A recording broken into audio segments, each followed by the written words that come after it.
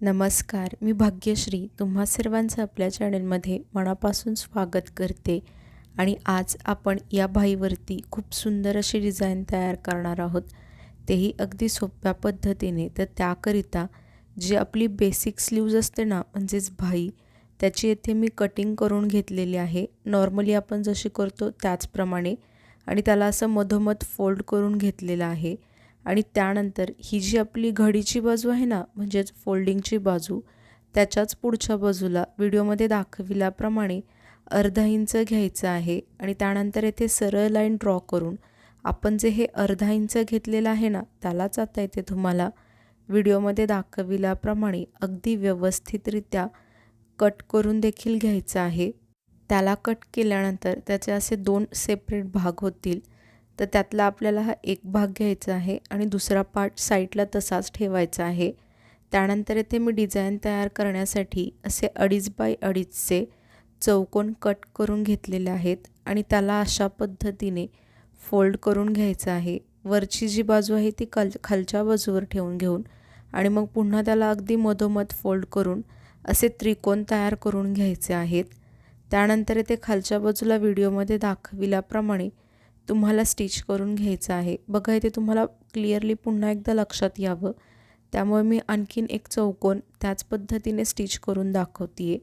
आणि इथे हे जे त्रिकोण आहेत ते मी कॉन्ट्रास्ट कलरमध्ये घेतलेले आहेत, म्हणजेच विरुद्ध कलरमध्ये, जेणेकरून जी आपली डिझाईन आहे ती आणखीन छान दिसेल शेवटी.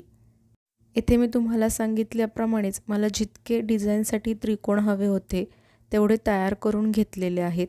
त्यानंतर आपण हा जो स्लीवचा एक पार्ट कट केला होता ना, त्याला घ्यायचा आहे आणि अशा पद्धतीने येथे त्रिकोण ठेवून घेऊन व्हिडिओमध्ये दाखविल्याप्रमाणे तुम्हाला स्टिच करून घ्यायचं आहे. सेम तुम्हाला याच पद्धतीने जी आपली दुसरी बाजू होती ना स्लीव्सची आपण कट केलेली, त्यावरती देखील अशाच पद्धतीने त्रिकोण ठेवून घेऊन त्याला देखील व्हिडिओमध्ये दाखविल्याप्रमाणे स्टिच करून घ्यायचे आहेत. आणि इथे मला त्रिकोण 3च पुरेसे होते, त्यामुळे मी 3 घेतलेले आहेत. तुमचं यापेक्षा कमी किंवा जास्त देखील होऊ शकतात. त्यानंतर बघा, मी हा दुसरा पार्ट घेतलेला आहे आणि शक्यतो असं ट्राय करा की दोघांचेही त्रिकोण अगदी समोरासमोर येतील अशा पद्धतीने त्याला स्टिच करण्याचा प्रयत्न करा, जेणेकरून आपली डिझाईन शेवटी खूप छान दिसेल. त्यानंतर आता इथे मी खालच्या बाजूला मेन फॅब्रिक घेतलं आहे आणि त्या दोघांनाही, म्हणजे अस्तर आणि मेन फॅब्रिक दोघांनाही एकमेकांवरती राईट साईड म्हणजेच व्हिडिओमध्ये दाखविल्याप्रमाणे बरोबरीच्या बाजूवर अगदी बरोबरीची बाजू ठेवून घ्यायची आहे. आणि त्यानंतर येथे बघा मी कशा पद्धतीने स्टिच करते आहे, सेम तुम्हाला त्याच पद्धतीने स्टिच करून घ्यायचं आहे. सगळ्यात अगोदर जी आपली घडीची बाजू होती ना, आपण कट केली होती मधून, तेथून स्टिच करायचं आहे. आणि येथे नंतर खालच्या बाजूला नीडल म्हणजे सुईला आतील बाजूस तशीच ठेवून घेऊन फक्त आपल्या स्लीव्सच्या पार्टला फिरवत मग पुन्हा ही जी स्लीव्सची खालची बॉटम आहे ना, त्याला स्टिच करून घ्यायचं आहे. येथे बघा, तुम्हाला आणखीन एकदा क्लिअरली लक्षात यावं म्हणून हा जो दुसरा पार्ट होता ना आपला, त्याला मी येथे तुम्हाला पुन्हा एकदा स्टिच करून दाखवते आहे. सेम आपण जसा अगोदरचा पार्ट स्टिच केला आहे ना, त्याच पद्धतीने येथे हा दुसरा पार्ट देखील स्टिच करून घ्यायचा आहे, अगदी व्यवस्थितरित्या व्हिडिओमध्ये दाखविल्याप्रमाणे. त्यानंतर आता इथे हे जे बॉटमला जास्तीचं कापड होतं ना मेन फॅब्रिक, त्याला कट करून घ्यायचं आहे अगदी व्यवस्थितरित्या. आणि त्यानंतर हा जो मधला भाग होता ना, त्याला देखील व्हिडिओमध्ये दाखविल्याप्रमाणे कट करून घ्यायचा आहे. त्यानंतर त्याला व्हिडिओमध्ये दाखविल्याप्रमाणे सरळ बाजूस अगदी व्यवस्थितरित्या पलटी करून घ्यायचं आहे. सेम तुम्हाला याच पद्धतीने जो आपला दुसरा पार्ट दिसतो ना, त्याला देखील तुम्हाला व्यवस्थितरित्या व्हिडिओमध्ये दाखविल्याप्रमाणे सरळ बाजूस पलटी करून घ्यायचं आहे. त्यानंतर आता येथे बघा, मी टॉप स्टिच देते आहे, म्हणजेच दाबटीप देऊन घ्यायची आहे. येथे तुम्हाला जास्ती काहीच करायचं नाही आहे. बॉटमच्या म्हणजेच खालच्या बाजूला अगदी सरळ स्टिच करायचं आहे. आणि त्यानंतर ही जी आपली घडीची बाजू होती ना, जिथे आपण ट्रायंगल स्टिच केलेत, तेथे देखील तुम्हाला टॉप स्टिच देऊन घ्यायची आहे, म्हणजेच सरळ स्टिच करून घ्यायचं आहे. सेम तुम्हाला याच पद्धतीने दुसरा पार्ट देखील स्टिच करून रेडी करून घ्यायचा आहे. त्यानंतर आता इथे मी स्लीव्सला उलट बाजूस पलटी करून घेतलेला आहे आणि नॉर्मली आपण ज्या पद्धतीने अस्तर आणि मेन फॅब्रिक एकमेकांना स्टिच करतो ना, सेम त्याच पद्धतीने येथे देखील मी या दोघांना स्टिच करून घेते आहे। येथे पुन्हा एकदा मी तेच सांगेल, सेम तुम्हाला याच पद्धतीने जी आपली दुसरा पार्ट होता ना, त्याला देखील स्टिच करून रेडी करायचं आहे।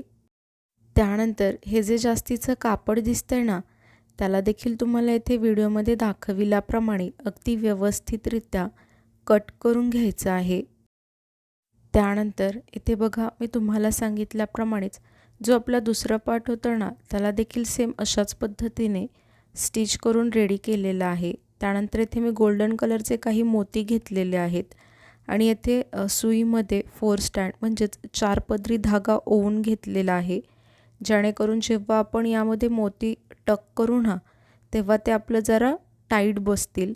तर तुम्हाला इथे व्हिडिओमध्ये दाखविल्याप्रमाणे दोन्ही हे जे त्रिकोणाचे टोक आहेत ना, ते एकमेकांवरती ठेवून घेऊन मग त्यानंतर तुम्हाला इथे व्हिडिओमध्ये दाखविल्याप्रमाणे एक मोती ओवून घ्यायचा आहे आणि मग तुम्हाला पुन्हा बॅक साईडला त्याला अशा पद्धतीने लॉक करून घ्यायचं आहे, जेणेकरून ते एकदम फिक्स बसेल आणि फिनिशिंगला देखील छान दिसेल।